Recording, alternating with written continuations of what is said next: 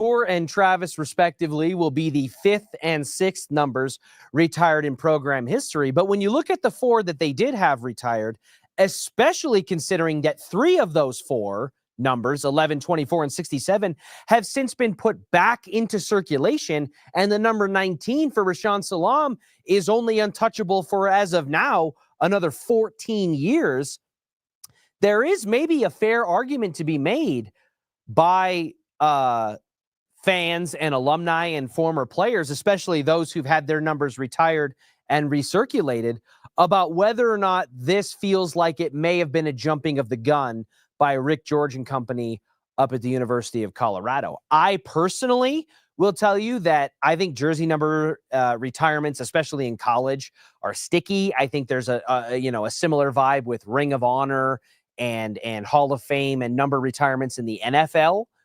But you're looking at a college football landscape where Tim Tebow, who by my estimation is one of the greatest players, not just quarterbacks, greatest players to ever set foot on a collegiate football field due to his resume at the University of Florida, Tim Tebow's number 15 is not retired by the University of Florida. And you get into tricky situations about how you judge it because your number's being retired in college, which in my mind should say that it's based on your collegiate resume, not where you get drafted or what you do after your time at the university, which is why, you can make an argument. It's not as surprising that Tom Brady, who has an argument to be the greatest NFL quarterback to breathe oxygen, does not have his number 12 jersey retired by the University of Michigan because he was not, by most standards, an outright exceptional collegiate quarterback and athlete. There's a reason that he fell to the nearly 200th pick in the NFL draft. So these things already present kind of an interesting dynamic, and there's a lot of speculation and preferential decision-making at play in terms of what side of the fence you fall on.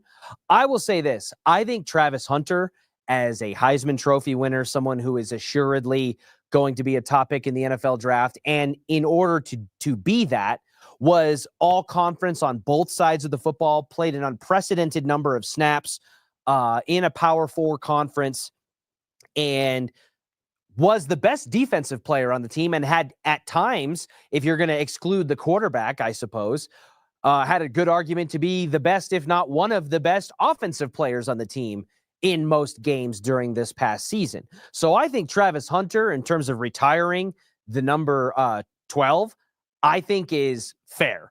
And then it comes to the timing of it. Did it happen right afterwards? Does doing it so quickly present a slight or potentially a modicum of disrespect toward the players from yesteryear, from the late 50s and 60s and all the way up to the mid 90s with Rashaan Salaam? Does it send a bad message to them who had to wait much longer?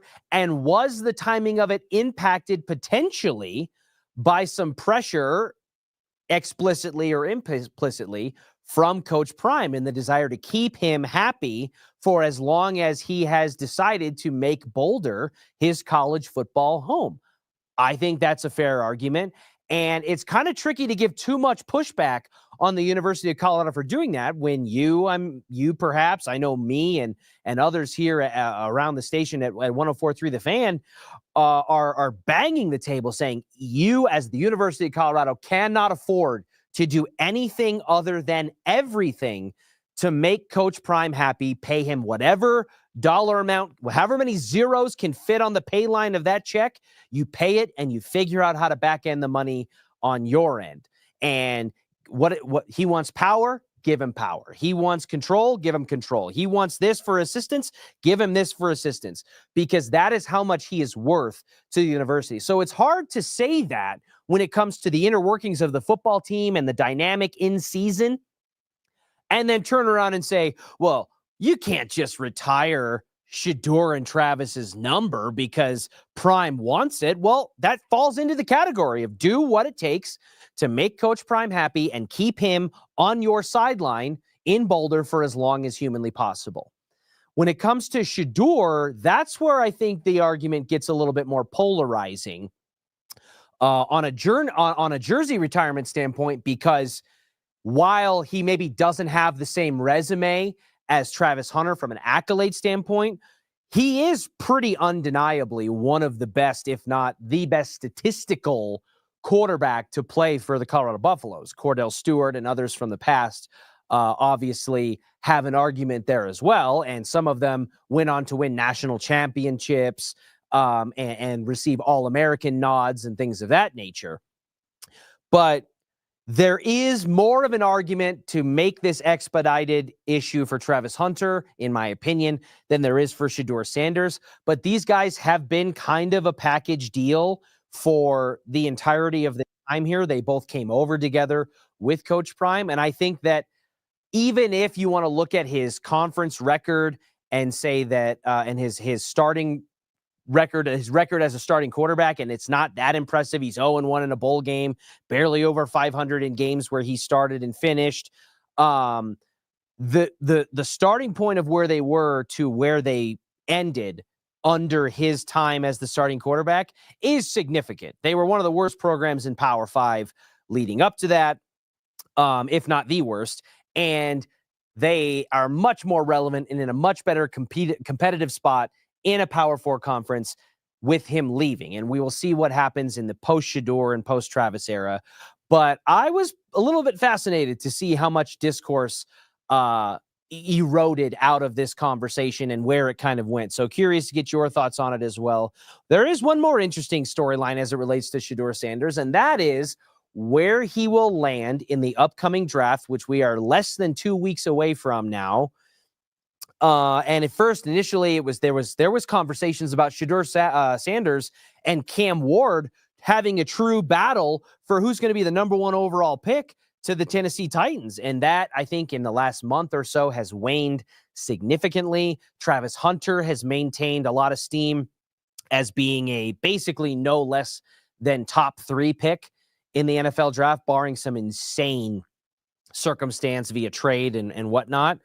But Shedeur Sanders, I think there's been some cooling, and the reasoning why has been speculated for everything from his doubts about his physical ability and his skill set translating at an NFL level, that he holds on to the ball too long, that he, God forbid, taps the old football before he gives it a toss.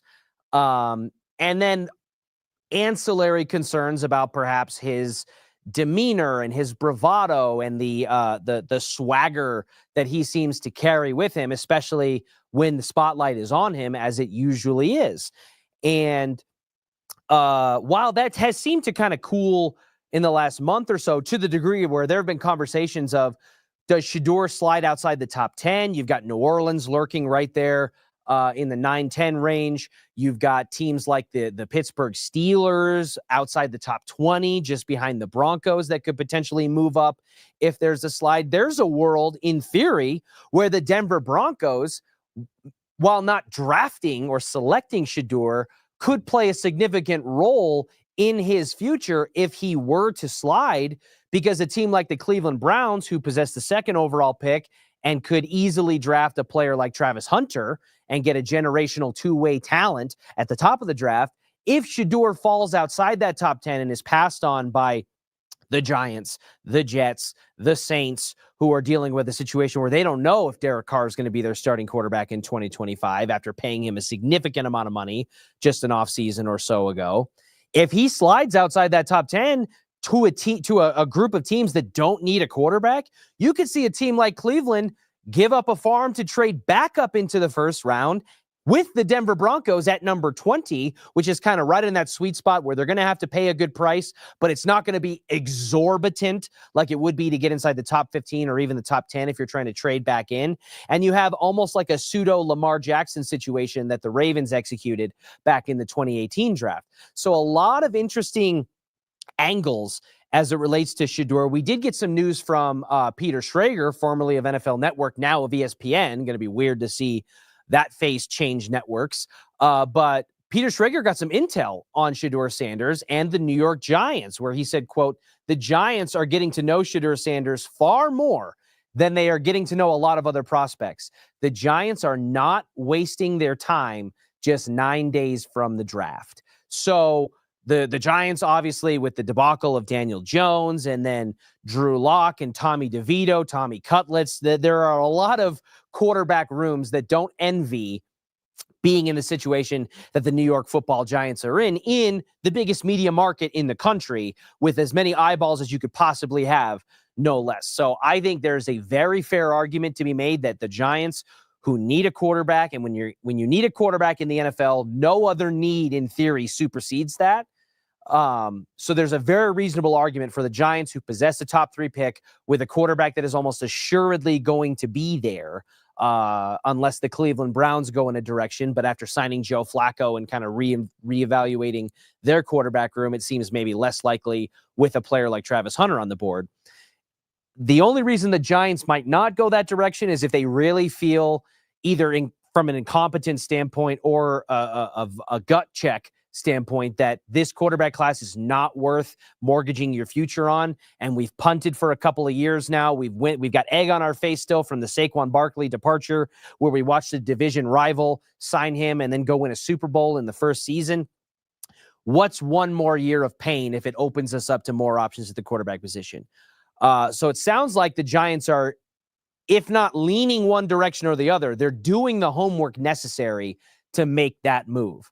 But if Shedeur does slide, I think that's going to cause a little bit of calamity and some shuffling in a draft order that thus far has been completely stagnant. This is the first time in I don't even know how many years, I don't have the stat in front of me, where every team has their original draft pick in the pick they were originally slotted to have it.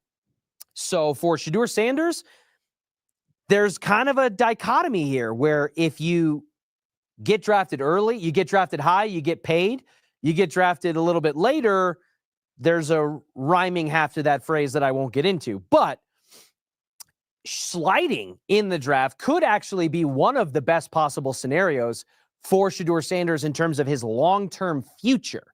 Because while it's no fun and there's a reason he's not attending the NFL draft like his counterpart Travis Hunter is in person, because if you are a Will Levis or a Laramie Tunsil, or others who, Lamar Jackson, who you're in the green room on NFL draft day and you're expected to go at a certain point and you start to tumble down that road, that is tough with all the cameras on you in an intimate moment with your friends and family.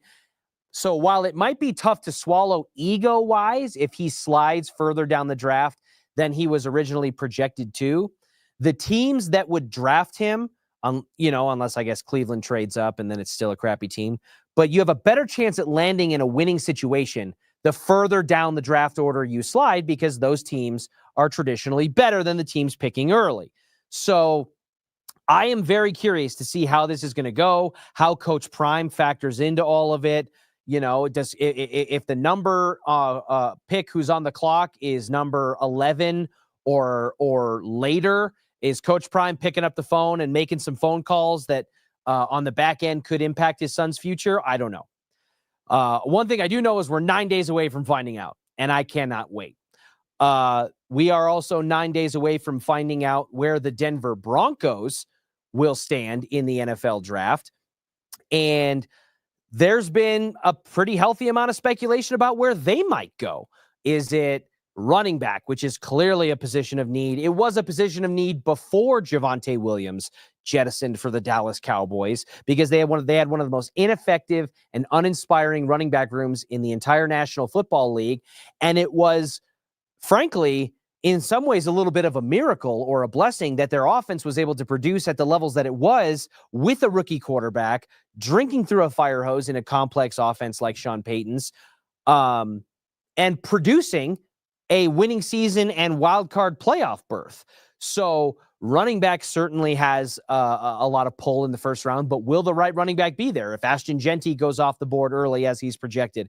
And perhaps there's a grab for Omarion Hampton. Then you have to start wondering if George Payton, who doesn't like to overdraft and certainly likes to trade back and collect more darts to throw, is he going to be willing to reach on a potential second round graded running back or later in the first round? Does Sean Payton push that button with his counterpart, George, enough to get the job done in a deep defensive tackle draft? Do they try to shore up a position that's not yet a weakness, but could be in the near future? We've seen mocks with wide receiver projections like Teteroa McMillan out of Arizona. There's a lot of speculation about where the Broncos could and should go with this pick. And I think something that potentially hinges on that is the future of veteran wide receiver Courtland Sutton. Sutton spoke to the Denver Post recently about the current ongoing negotiations with the Denver Broncos. And he said, quote, "My team had a really good conversation with the guys up there in the front office. And I think it's working in the right direction. Ultimately, you just want to know you're working in the right direction. I think they see and have seen what I've brought to the team. I'm open and optimistic about the fact that I'll be able to be here for the rest of my career." Sutton was obviously brought in the 2018 draft as a second-round pick. And by and large, sometimes I don't think doesn't get enough credit for the level of stability and production that he was able to achieve with an absolute revolving door at the quarterback position, where every frame of the door that spun by was more horrifying than the next. He had a 1,000-yard season with the likes of Jeff Driscoll and Drew Lock and Brett Rippon throwing passes for the Denver Broncos, an aging Joe Flacco and the like. So I think that it's a little bit of a sticky wicket for Sutton, who's getting up there in age. And while maybe on paper and from a birth certificate standpoint, the law of diminishing returns is definitely creating a stronger argument, the guy's done nothing but produce pretty significant seasons. He had 1,000 yards last season with 8 touchdowns. That's coming off a season on the tail end of the Russell Wilson era where he produced 10 touchdowns and was a focal point and definitely a security blanket for the Russell Wilson-led offense. So he's doing all the right things on paper for himself, but that doesn't mean that the timeline for the Denver Broncos, who are now in a much accelerated rebuild after the rookie season of Bo Nix, it doesn't mean that those timelines necessarily are meshed anymore. If Courtland Sutton is not a Denver Bronco for anything beyond this year, I think that influences whether or not they go wide receiver early in the draft and perhaps how often they dip into that well between the draft and the start of the season. But if he is, then I think that gives a little bit of breathing room, and you might have to overpay for that kind of security. All right, I want to bring in our special guest for today is the senior editor at DenverSports.com, James Marilat, the author of the Mile High Milestones list that we just completed last week. And we got, honestly, it's funny, we finished that list on Friday, James, and then right off the bat, on the eve of the finishing of that list, where we talked to Terrell Davis about the importance of Super Bowl 32, of which he was the MVP, we got the latest in-season firing in NBA history of a head coach, tied when the Nuggets let go of Michael Malone and cleaned full house with Calvin Booth. And then later that evening, we got the 1,020-day saga of Gabe Landeskog's recovery, swept into a Colorado Eagles AHL debut. So we got 2. When we do this again for the 40th anniversary, this past week in a 48-hour span gave us absolutely 2 milestones that are probably closer to 10 than they are to 30. Yeah, and part of that's going to depend on what happens here in the postseason, right? If the Avs go on to win the Cup or have a deep playoff run, and Landeskog comes back and he's a key part of it, that'll just move it up the list. If the Nuggets go out and David Adelman becomes, what Steve Fisher was at the University of Michigan back in the day when he replaced Bill Frieder right before the tournament and led him to the national championship, that'll go down as a big thing. Or if Michael Malone goes somewhere else, goes to the Spurs and wins the titles, it'll go down as a bad move. So we'll see. But clearly a couple of things that, with the test of time here, could certainly make the list move down the road, would make a top 40. Heck, might even be, like you say, in the top 30 by the time we do this again in a few years.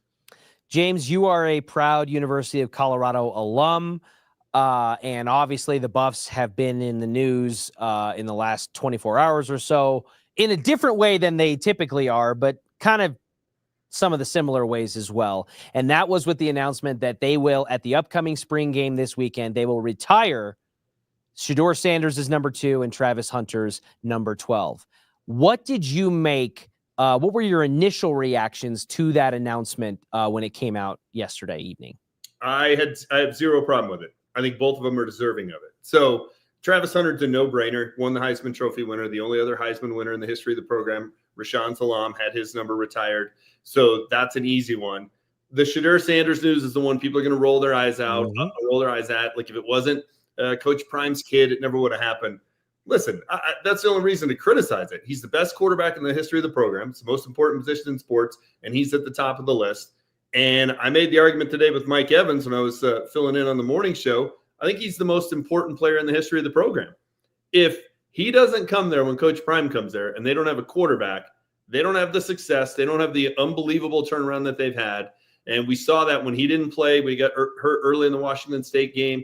When he didn't play against Utah, they didn't win either of those games. You flip-flop them, right? Shedeur comes, Travis doesn't, they still have success. Travis comes, Shedeur doesn't, they're not a good football team at all. So Travis Hunter deserves to have his number retired, should have won the Heisman. He's a unicorn.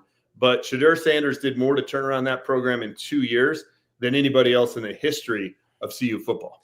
I want to pause on a couple of things there. One, James, you brought up the idea or the notion that is being passed around social media and other airwaves that if Shedeur Sanders wasn't Coach Prime's kid, this wouldn't even be a discussion. Do you believe that that's the case? If you were to just take the blind numbers of Shedeur Sanders and look at them on a piece of paper, the old player A, player B kind of scenario, is if you take the last name Sanders out of the equation, does Shedeur have a jersey retirement worthy career as a Colorado Buffalo? Yeah.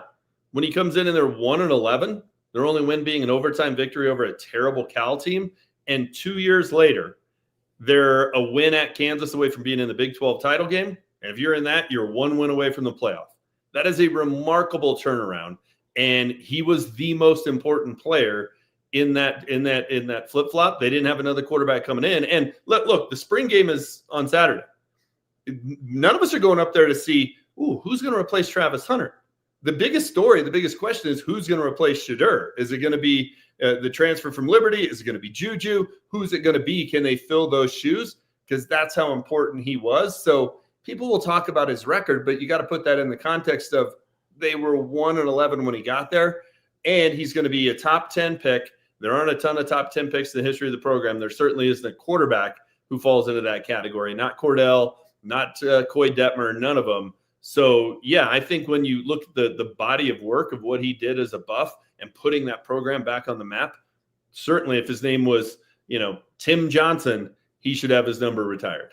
Yeah, and you mentioned Cordell, and obviously the Buffs have a national champion team whose quarterback, the most important position in sports, does not have his number retired by the university, despite being a part of the highest pinnacle that they have reached as a team in their 135 years as a football program. So what, James, then would you say to the people who look at the 4 jersey numbers that they have retired prior to this with Bobby Anderson, Byron Wright, Joe Ronig, and Rashaan Salam, 3 of those numbers of which, by the way, have been put back into circulation.